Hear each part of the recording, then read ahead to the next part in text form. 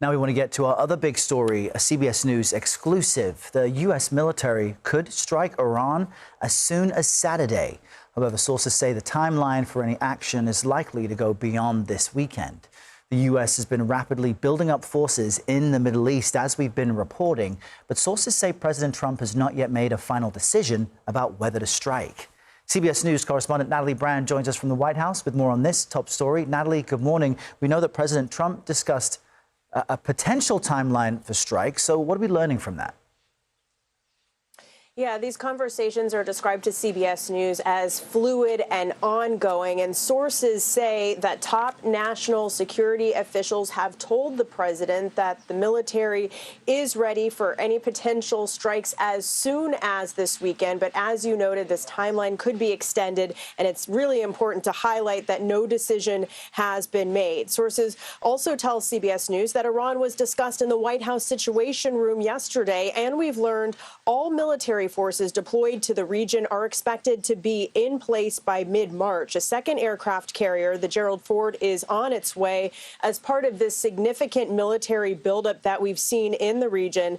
These latest internal discussions here at the White House come as the nuclear talks with Iran are still underway, these indirect negotiations. We saw the latest round earlier this week. They were described, as largely positive, some progress made, even though the administration says they are still far apart on some of the big issues. Iran is expected to come back with another proposal in the next couple of weeks, according to a U.S. official. And White House Press Secretary Caroline Levitin, talking about this yesterday, says the president will continue to watch how it all plays out. Take a listen to some of her comments.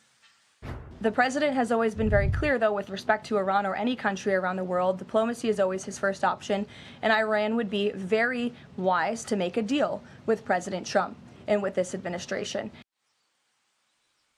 That is a message that we've heard time and time again, but already some Congress members over on Capitol Hill are sounding the alarm about potential military action.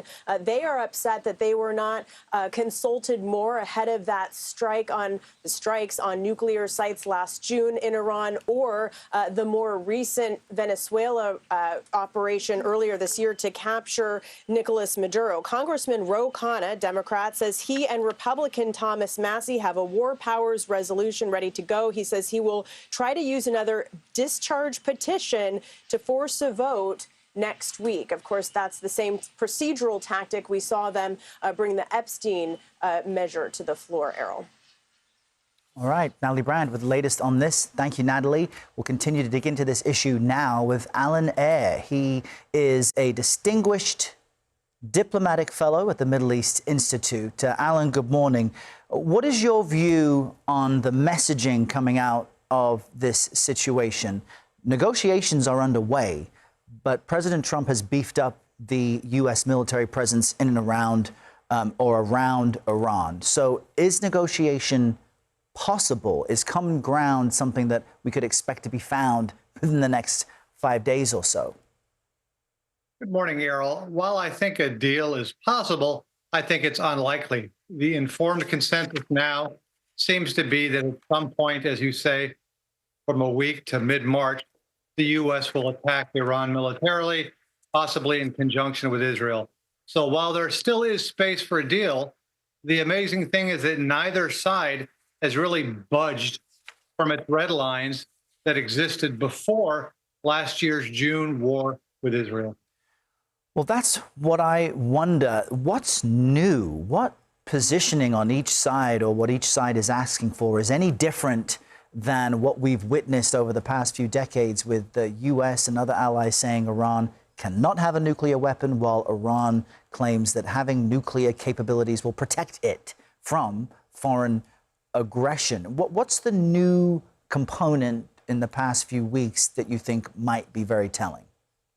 That's a great question, Errol. But the key point is that Iran has always said that it doesn't want nuclear weapons, but it hasn't cooperated with the IAEA, the International Atomic Energy Agency, as it should do as a signatory to the NPT. What's changed is that the United States administration feels Iran is much weaker after last year's 12-day war with Israel. So its set of demands, which originally was somewhat expansive because it included no indigenous enrichment on Iranian soil has expanded even further to include things like no Iranian support for its proxies and real limitations on Iran's missile force. And that is a bridge too far for Iran because they think that if they cede to these U.S. demands, it will invite even more pressure from the United States. So that's what's changed. Iran realizes, or at least thinks, that the U.S. is seeking to get rid of the Islamic Republic of Iran, so it's not going to budge. And what would the consequences be then on the flip side in this region if war should break out, at least in the form of strikes this weekend? What would that look like, and what could that mean to people there? Well, first of all, there's no doubt as to the outcome in the sense that we have $1 trillion War Department. Iran spends from $8 to $20 billion on its budget, its military budget. So I have to assume that the U.S., in conjunction with Israel, will be able to strike whatever targets it wants. However, Iran does have significant retaliatory capability. It could strike Israel. It could try to strike U.S. forces in the region. It could try to strike U.S. allies in the region. So Iran is able to take a punch and still fight back. So the question becomes, how much damage will Iran do in terms of destabilizing the region, destabilizing global energy markets after the U.S. and Israel attack it? Important for our viewers to be aware of this heading into the weekend. Alan Ayer, thank you so much for joining us this morning. Well.